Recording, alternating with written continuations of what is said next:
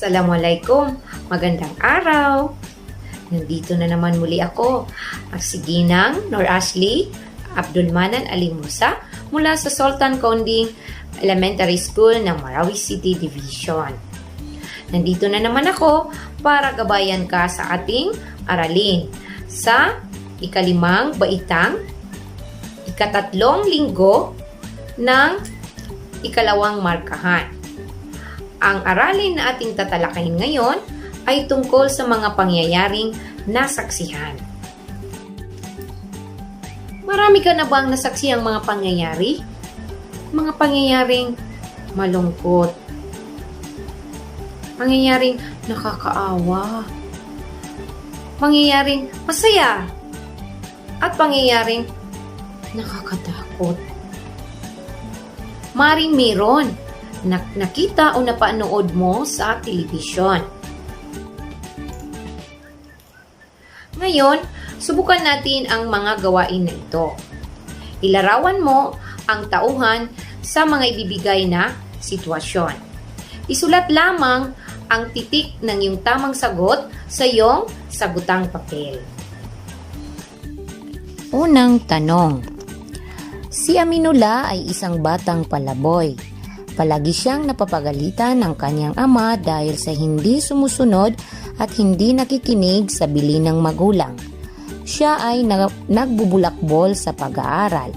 Si Aminullah ay isang batang titik A, masunurin, titik B, sinungaling, titik C, masikap, titik D, matigas ang ulo. Kung ang sagot mo ay titik D, ay tama ang iyong sagot. Matigas ang ulo. Pangalawang tanong. Maaga pa ay nasa parke na si Farhana upang magtinda ng kakanin. Ibinibigay niya sa kanyang ina ang kanyang kinikita sa araw-araw. Si Farhana ay titik A, matulungin, titik B, masayahin, titik C, responsable, at titik D, maagap. Kung ang sagot mo ay titik C, ay tama ang iyong sagot. Siya ay isang batang responsable. Para sa pangatlong tanong. Si Nuraya ay bunso sa magkakapatid. Hindi siya nagpapabili ng bagong damit at iba pang gamit. Para sa kanya, sapat na ang mga pinagliitan ng kanyang mga kapatid. Si Nuraya ay titik A, maunawain, titik B, maawain, titik C, matipid, titik D, masikap. Ang tamang sagot ay titik A, maunawain. Okay, pang-apat na tanong. Nalaman ni Junaira na ampun lamang siya sa pamilyang napamahal na sa kanya. Labis siyang nasaktan. Bunga nito, nagsimula siyang magrebelde at magpabaya sa pag-aaral. Si Junaira ay titik A, madamdamin, titik B, masasakitin, titik C, bukas ang isip, at titik D, mapagmahal. Ang tamang sagot ay titik A. Siya ay madamdamin. Panglimang tanong. Aktibo si Sadik sa pagsali sa mga programang pangkabataan na may adhikaing isulong ang mga halimbawa ng mga bayaning nagbuwis ng buhay para sa bayan. Buhay pa rin sa kaibuturan ng kanyang puso na siya ay kabilang sa pag-asa ng inang bayan. Si Sadik ay titik A, aktivista, titik B, makabayan, titik C, palakaibigan, titik D, marunong makisama. Kung ang sagot mo ay titik B, ikaw ay tama. Siya ay makabayan. Para sa iyong susunod na gawain ay punan ang mga patlang ng mga salita na nasa loob ng kahon na may kaugnayan sa nararanasan at nasasaksihang mga pangyayari. Isulat lamang ang iyong sagot sa iyong sagutang papel.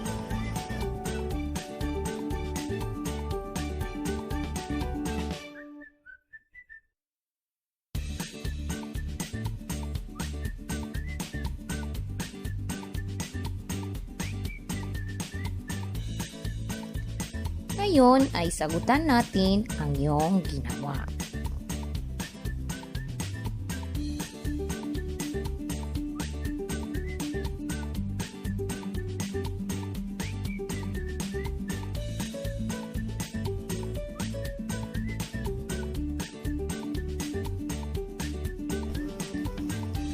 Panoorin mo ang isang video clip. Pagkatapos, gamit ang iyong papel ay sagutin mo ang mga katanungan na kasunod nito. Isang araw, nag-uusap ang magkakapitbahay tungkol sa COVID-19 vaccine. Fatima, punta tayo ng health center upang magpaturok ng bakuna para sa COVID-19. Dumating na daw dito sa atin ang libreng bakuna. Ayaw ko munang magpabakuna sa ngayon. Hintayin ko munang lumabas ang katotohanan tungkol sa tunay na pananaliksik sa sakit na ito. Balita ko rin, gawa-gawa lang daw ang sakit na ito. Lahat ata ng normal na nararamdaman ng tao tuwing magkakasakit ay siyang symptoms na sinasabi nilang COVID-19. Ayaw mo pang maniwala, Fatima, sa COVID-19? Halos araw-araw may namamatay sa sakit na ito. Balita sa TV, sa radyo, sa hospital, lockdown, walang pasok sa lahat ng ahensya nang dahil sa sakit na ito. Ay nako, gumising ka nga sa katotohanan, hindi ito gawa-gawa. Mawa ka sa mga mahal mo sa buhay. Proteksyon at kapakanan lang naman nating lahat ang hangad ng ating gobyerno. Hindi kung ano-ano. Halika na, Mariam. Pumunta na tayo sa center. Mahaba pa yata ang pila. Pagkaraan ng isang linggo, ay nagkasakit si Fatima. Dinalaw siya ng kanyang mga kaibigan na sina Sarah at Mariam. Kumusta ka na, Fatima? Ano bang nararamdaman mo?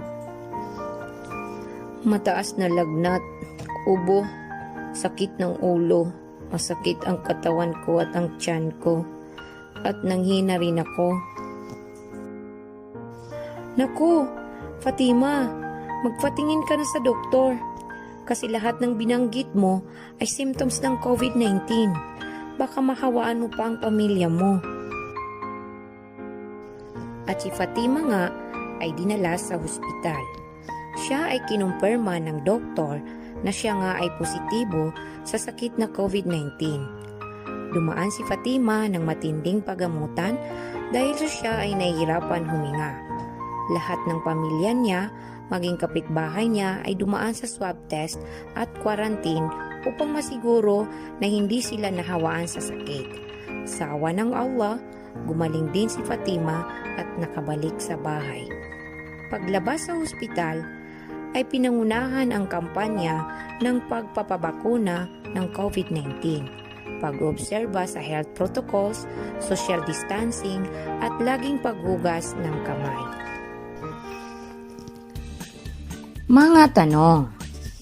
Una, ano ang pamagat ng iyong pinanood na palabas? Ikalawang tanong, ilarawan ang mga tauhan gamit ang tatlong salita. Ikatlong tanong, ilarawan ang tagpuan sa iyong pinanood na kwento. Ikaapat na tanong, anong bahagi ng palabas ang iyong nagustuhan? Ano ang natutuhan mo sa palabas? At panghuli, kung ikaw ang bida sa kwento ng iyong pinanood, gagawin mo din ba ang kaniyang ginawa at bakit? Tandaan natin, ang pagbabahagi ng pangyayaring nasaksihan ay tumutukoy naman sa pag-uulat kung kailan ang mga pangyayari ay kailangang ibahagi o ipahayag. May iba't ibang pangyayari na maaari nating ipahayag sa iba o pangkalahatan upang ito ay makatulong o makapagbigay ng impormasyon. Ang mga pangyayaring ating nasaksihan ay maaaring maganda o masaya, tulad halimbawa ng kasal, akika kanduri, Ramadan, Eid al-Fitr, Eid al-Adha, at graduation, at marami pang iba. Mayroon din namang malungkot o hindi maganda kagaya ng aksidente, pagkamatay, pagkabigo, at marami pang iba. May mga pangyayari din na nagpapayaman sa ating mga espiritualidad kagaya ng khutbah, tarawih, at pagsasambayang. May mga pangyayaring nagbibigay ng babala o abiso tulad ng pagpasok ng bagyo o anumang sakuna. Fire Prevention Month, mga pangyayaring may kinalaman sa kalusugan, anunsyo at iba pa. Ang mga ito ay mahalagang malaman upang makapaghanda at makaiwas sa posibleng idudulot na problema. Kung minsan ay tinatawag din itong mga abanteng pangyayari. Mahalagang maibigay natin ang mga tamang detalye sa isang pangyayaring nasaksihan upang maging ganap ang kawastuhan ng pagpapahayag o pagbabahagi.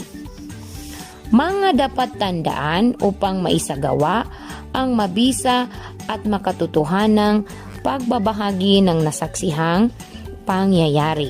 Una, marapat na nakabatay sa katotohanan ng pangyayari ang inilalahad. Pangalawa, hindi dapat maragdagan o mabawasan ang mahalagang pangyayaring ibinabahagi. Pangatlo, maging maingat sa pagsasalaysay ng pangyayari. Pang-apat, gumamit ng mga salitang karaniwan o madaling maunawaan at gawing payak ang pangungusap. At panghuli, huwag haluan ng conclusion o sariling opinyon ang inilalahad. Nakaranas ka na ba ng isang bagyo? Yung malakas ang ulan. Napakalakas ng hangin, kumukulog, kumikidlat, bumabaha. Yun ang bagyo. Nasaksihan mo na ba yun? Okay, kung yun ay nasaksihan mo o naranasan mo, ay para sa iyong huling gawain, lagyan mo lamang ng check ang mga pangyayari kung ito ay ginagawa mo o ginagawa natin habang may bagyo. Una, manatiling kalmado sa loob ng bahay at mag-abang ng mga balita. Pangalawa, lumabas at mamasyal sa kapitbahay. Pangatlo, huwag lumusong sa baha upang maiwasan ang mga sakit na dala nito. Pang-apat, hanggat maaari, lumayo sa mga babasaging bintana. Pang-lima, makipaglaro sa mga kaibigan. Pang-anim, magpicture sa labas ng bahay para sa Facebook. Pang-pito, mag-imbak ng mga pagkain. Pang-walo, magpalipad ng saranggola habang malakas ang hangin. Pang-siyam, kung kinakailangang lumikas, maging mahinahon at kumalma. At pang-sampo, patayin ang electrical switch at mag-ingat sa paggamit ng kandila at gasera. Ganito ba ulit ang iyong nagawa? Palakpakan ang iyong sarili. Magaling, napakahusay mo. At dito nagtatapos ang ating aralin ngayon. Mula sa ika-3 linggo ng ikalawang markahan ng asignaturang Pilipino ng ika-5 baitan. Muli, Ako ulit, si Ginang Ashley, ang iyong kasama sa pagkatuto. Laging nagsasabing, malayo man tayo, ang edukasyon ay laging handa para sa iyo. Paalam! Pabuhay! Wassalam!